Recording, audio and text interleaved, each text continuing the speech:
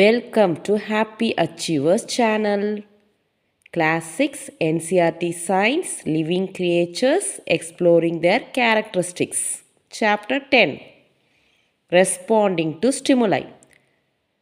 First I will read and show. Responding to stimuli. Stimulus, any event that causes a response in living beings. I'll repeat. Stimulus, any event that causes a response in living being.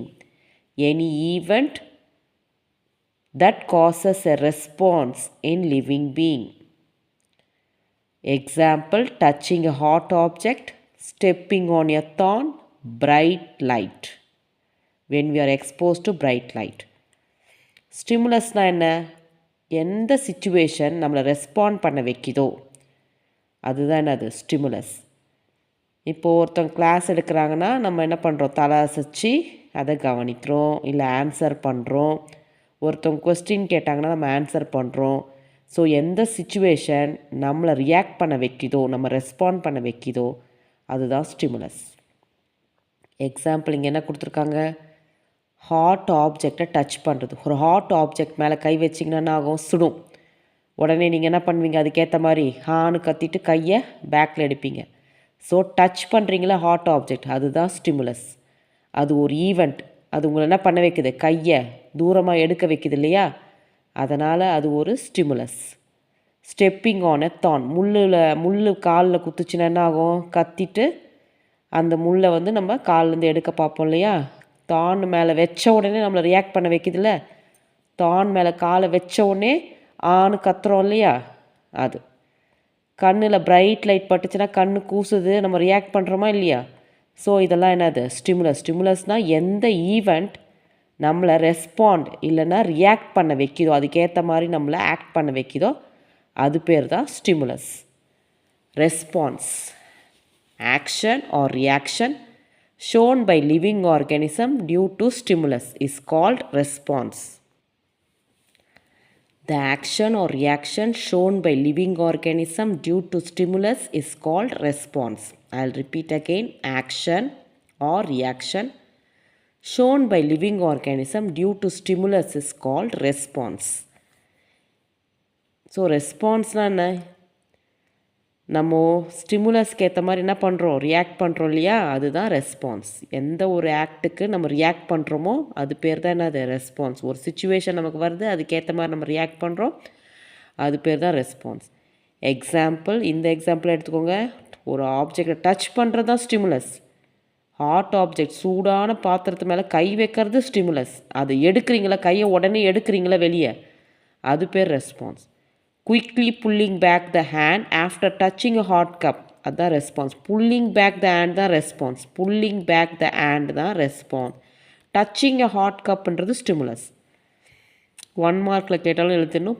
Quickly pulling back the hand வந்து response. Touching a hot கப்புன்றது stimulus.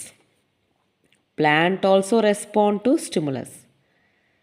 Touch me not plant. Plant also respond to stimuli. Touch me not plant, scientific name வந்து mimosa. Leaves fold when touched. Leaves fold when touched. Leaves fold when touched. Stimulus involved touch. Amla Indian gooseberry plant. Leaves fold after sunset. Stimulus involved change in light, that is darkness. Again I'll repeat this. Plants also respond to stimuli.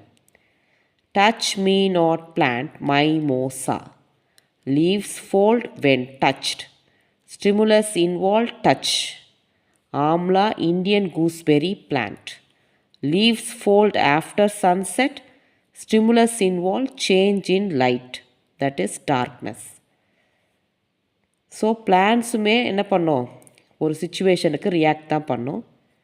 Touch me not, தொட்டால் சிலுங்கி, தொட்டால் சுருங்கி. தொட்டால் சுருங்கின்ற plant நம்ம தொட்ட உடனே என்ன ஆகும்னா சுருங்கிடும். இலைலாம் என்ன ஆகும், தொட்ட உடனே சுருங்கிடும். ஏன்னா நம்ம தொடும்போது அங்கே இருக்கிற செல்லில் இருக்க வாட்டர் வந்து என்ன ஆகும்னா வெளியே போயிடும். ஸோ ஆட்டோமேட்டிக்காக வாட்டர் வெளியே போகிறதுனால அந்த லீவ்ஸ் என்ன ஆகும்னா சுருங்கிடும், ஷ்ரிங்க் ஆகும். அதுதான் தொட்ட உடனே அது என்ன ஆகுது, சுருங்குது. அதனால தான் அதுக்கு பேர் டச் மீ நாட், என்ன தொடாதே. டச் மீ நாட்னா தொட்ட உடனே அது என்ன ஆகுது, சுருங்கிடுது.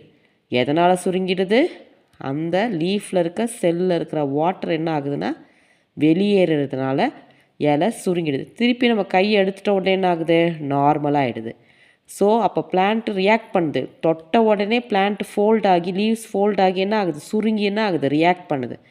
அப்போ அந்த ஸ்டிமுலஸ் இன்வால்வ் இங்கே எது மூலமாக அது ரியாக்ட் பண்ணுதுன்னா டச் மூலமாக. அதனால தான் ஸ்டிமுலஸ் இன்வால்வ் வந்து டச்.